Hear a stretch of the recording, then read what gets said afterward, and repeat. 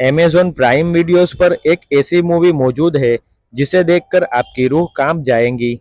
इस मूवी को पूरा देखने में आपके रोंगटे खड़े हो जाएंगे और ऐसा भी हो सकता है कि यह मूवी आप बीच में ही छोड़ दे। अगर आप भी हॉरर मूवी देखने के शौकीन हैं तो द सब्सटेंस मूवी आपके लिए परफेक्ट है। कोरली फॉरगेट के निर्देशन में बनी इस मूवी में डेमी मूर लीड रोल में है। फिल्म की कहानी एक टीवी स्टार के आसपास घूमती है जो उम्र बढ़ने से परेशान है। उम्र बढ़ने की वजह से एक्ट्रेस अपना टीवी शो भी खो देती है। इसके बाद उसे एक ऐसे ड्रग्स के बारे में पता चला है जिससे उसकी बॉडी पहले की तरह जवान हो सकती है। इस मूवी में एक से बढ़कर एक खौफनाक सीन दिखाए गए हैं।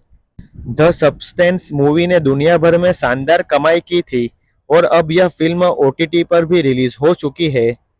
आप इस मूवी को OTT platform Amazon prime videos पर देख सकते हैं। इस फिल्म को आईएमडीबी पर 7.5 रेटिंग मिली है।